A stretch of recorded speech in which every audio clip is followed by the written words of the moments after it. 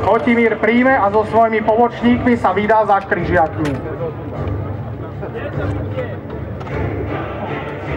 Ekart vyhlasuje, že je na svätej výprave a v mene pápeža sa dožaduje voľného prechodu cez územie. Takisto žiada odškodnenie za zabitých a zranených vojakov, pretože podľa neho napadli uhorskí vojaci jeho mužov neoprávnene. Chotimír križiacké podmienky rázne odmieta. Hovorí, že neurodzená zberba prišla na jeho územie bez poznania a s úmyslom rabovať a on ako správca pevnosti nebude takéto správanie tolerovať. Vyzýva križiakov, aby zložili zbrane.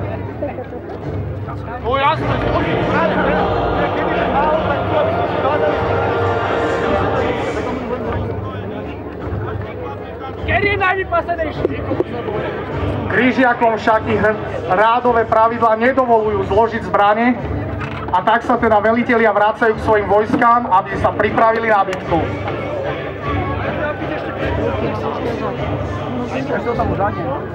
Môže to držať. Drž to. Vidíme, že ešte pred začiatkom bitky sa ku rádovým rytieram pridajú aj rozohnaní pútnici, ktorým prítomnosť profesionálov dodala nové sily a hlavne odvahu. Ich príchod registruje aj Chotimír a presúva proti ním na krídlo variagov, obývaných bojovníkov, predpokladajúc, že zberba neodala tlaku a dá sa opäť na útek.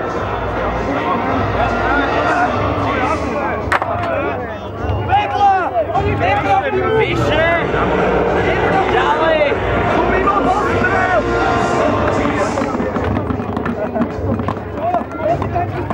Bitka sa začína.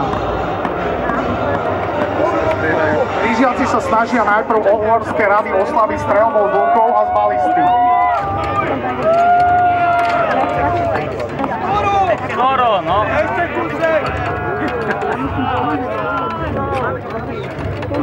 Ja tu mám aj víno, ja vydržím dlhšie! No, ešte meter! Vítej!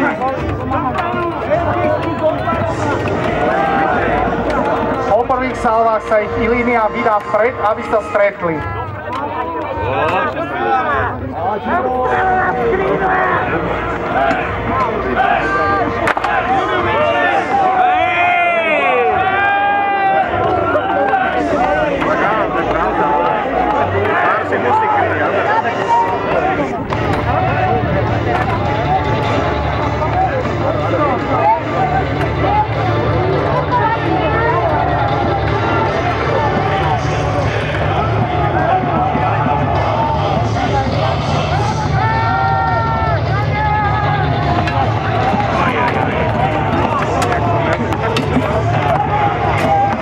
Podľa predpokladov uhorského veliteľa sa krídlo križiakov zložené z pútnikov rozpadá a vyzerá to tak, že o osude bitky je rozhodnuté.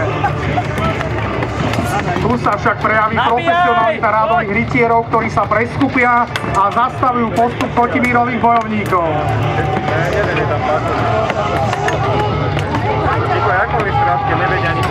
Chotimír, vidiac, že jeho stratégia nezabráva, velí ústup a dopraje svojim vojakom oddyk.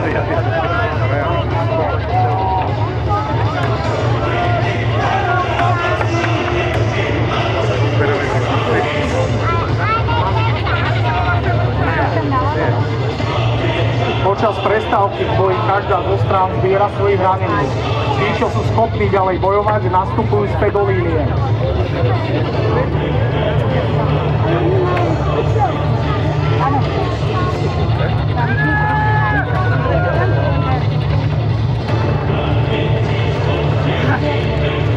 Chotimír vydáva posledné rozkazy pred ďalším stretom.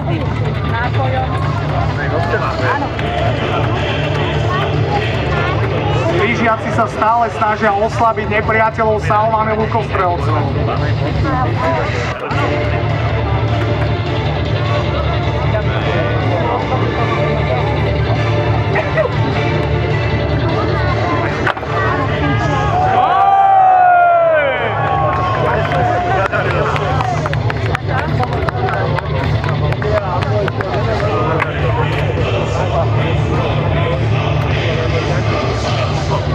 ktorí spočiatku postupujú v pevne zovretej línii.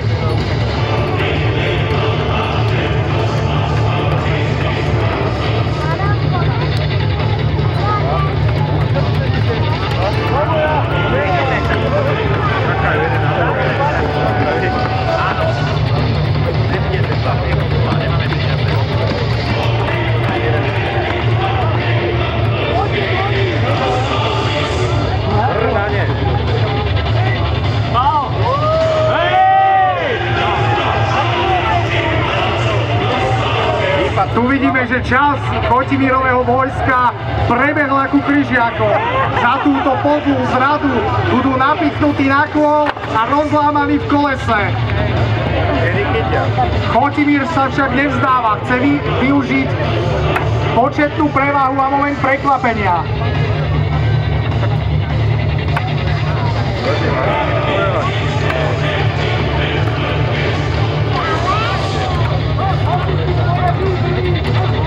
Snaží sa rozraziť súpera vytvorením klinu. Jak raknik, ne? Dobre, dobre, posilte sa do boja.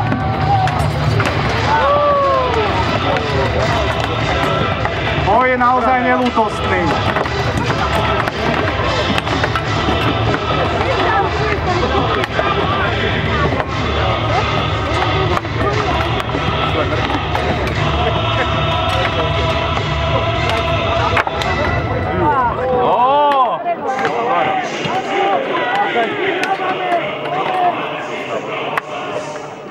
Po chvíli, keď vyzerá, že z tejto situácii nie je východisko, veliteľ Kryžiakov velí na ústup. Línie sa opäť sformujú a opäť pozbierajú radených z bojového pola. Sú všetci rovnakí. Krikom, pískaním.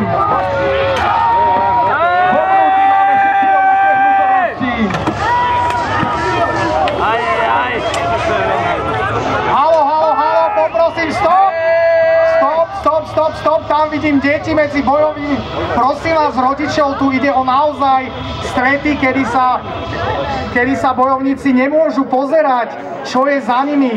Držte si svoje deti pre ich vlastné dobro, ak sa ich chcete zbaviť, v poriadku, ale... To ste mali urobiť na obed, keď sme varili guláš. No. Yeah.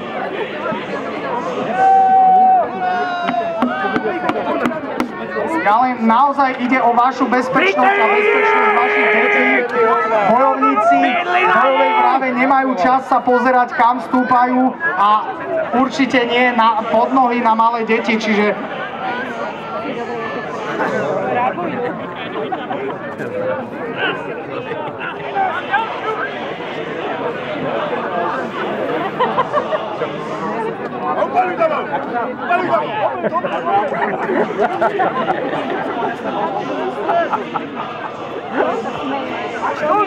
Takže bojovníci sa vydýchajú a dajú si ešte jeden stret.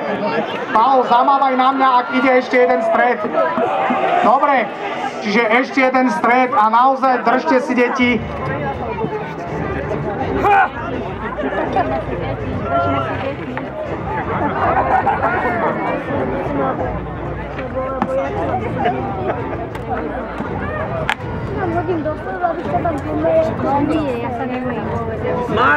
Bojovníci si vymieňajú strany, aby nebojovali stále jedni dole kopcom a druhý hore kopcom.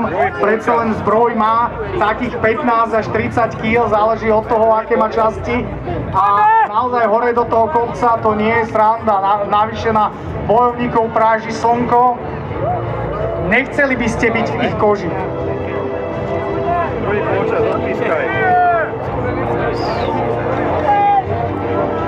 Bojovníci sú pripravení. Ale ako ich tak sledujem, na tom rozhavenom slnku v tých prilbách dostávam chuť na vychladené ľadové pivo. Alebo dve. Bublinkavé. Porosené. Ako schádza dole tým hrdlom a hasí môj ukrutný smet. Škoda, že nemôžete, bojovníci. Páni, to si musíte vybrať. Buď krv, alebo pivo.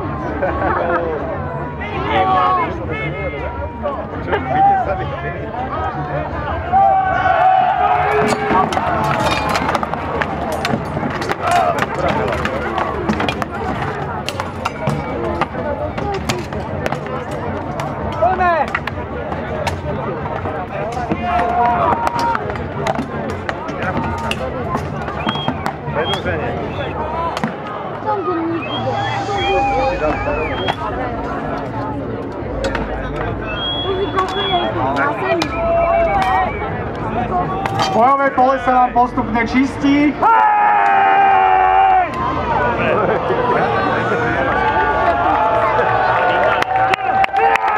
Hurá!